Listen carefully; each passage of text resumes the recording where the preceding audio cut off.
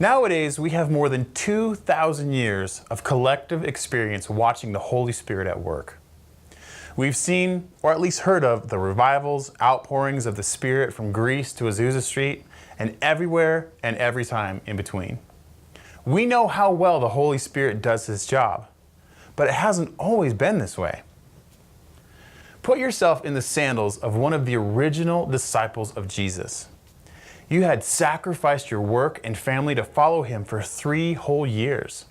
And then out of the blue, Jesus says something to the effect of, "Hey, I'm leaving. The best you can hope for when I'm gone is that the community will pretend you don't exist." In all likelihood, though, they'll try their hardest to kill you. How do you react to finding out your leader is going to leave you to what appears to be shunned and victimized and probably suffer an early death? Before you can process most of this, though, Jesus says this, "Nevertheless, I tell you the truth. It's to your advantage that I go away. For if I do not go away, the Helper will not come to you. But if I go, I will send him to you." Okay, so He's not leaving you completely alone. But after finally being convinced that Jesus is the Son of God, you realize He's handing you off to somebody else. You have to wonder how this helper could be as good as, or really even better than, the Messiah Himself. Surely that does not seem possible.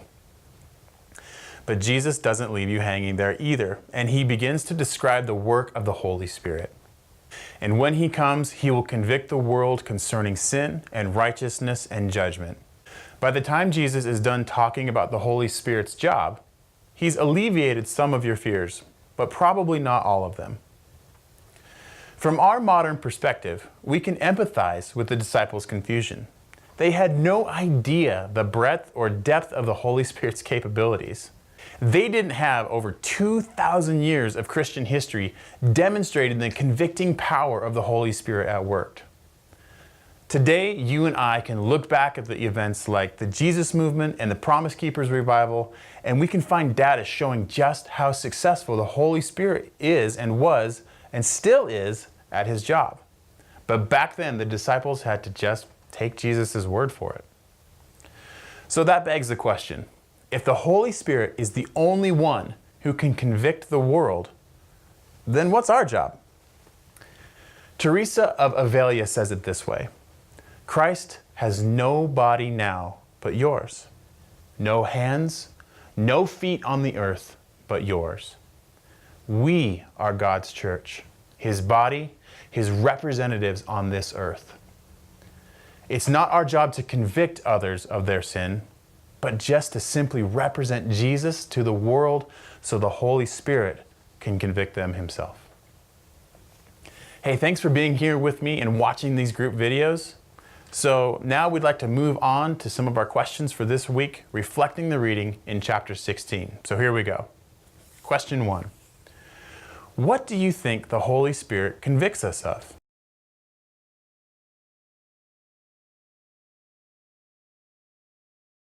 Okay, question 2. Read John 16, verses 1 through 15, where Jesus is giving a speech. If you were one of Jesus' disciples, what would have been the most difficult part of this speech for you to understand or be okay with?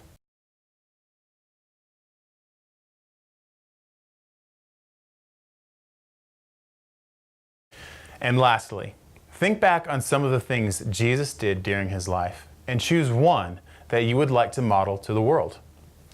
What are some things that you can start doing today to become a better representative of Jesus in that one thing?